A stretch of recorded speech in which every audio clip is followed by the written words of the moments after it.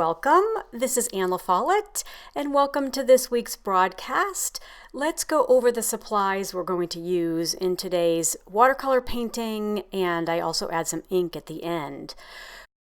Before we jump in, I want to give a big shout out to Shayda Campbell, who has a beautiful YouTube channel. You should definitely check it out. And she did a similar watercolor monochromatic tutorial, I think last year.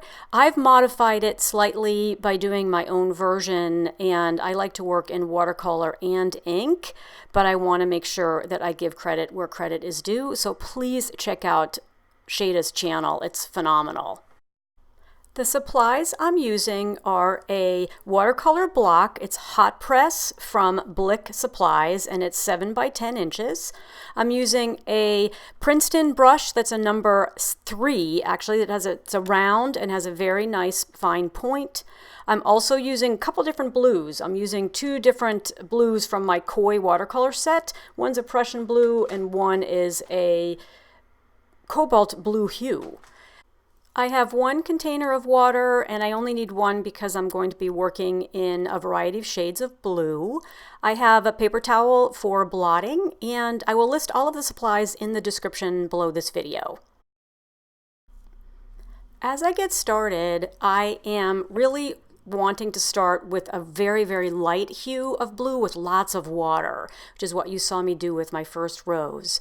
As I create this sort of imaginary pansy, I'm using a slightly more saturated color, and then I love going back in when the paint is still wet, as you saw me do there, and add even darker color so that it spreads out. That's called a wet on wet technique, which I really love experimenting with. And I'm doing it here again, and you can see how the color expands outward because you've been dropping it into an area that's still wet.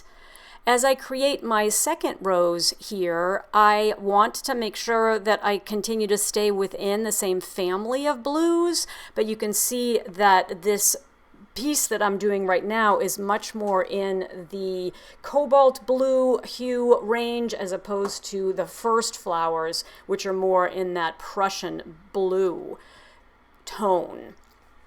As I continue to build out the piece, I am getting darker and darker with the use of color, and I'm also trying to vary both the size of the motifs, and I'm trying to vary both where they're placed, but when I'm using the belly of my brush versus when I'm using the tip of my brush. And this actually takes a lot of practice. I frankly don't think I'm very good at it yet in terms of getting much more delicate sprigs when I'm using a paintbrush, especially when I'm not varying the size of the paintbrush I use. I try to keep things really simple by using the same brush throughout this particular piece, and as a result, it's harder for me to really achieve something very delicate.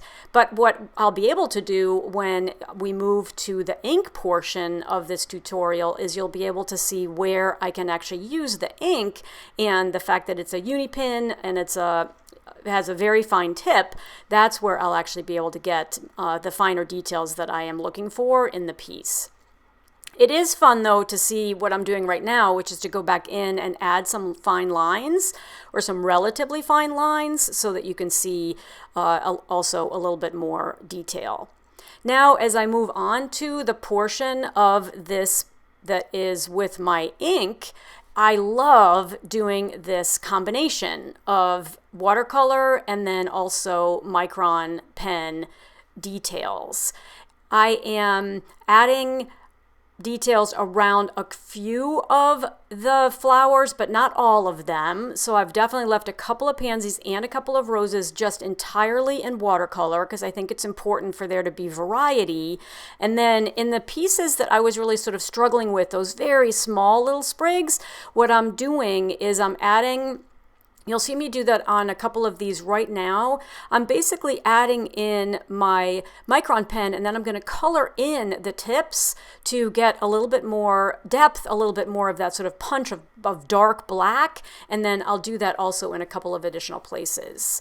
But I don't want to overdo it, and that's always a little bit tricky about when to stop. But here is what the final piece looks like.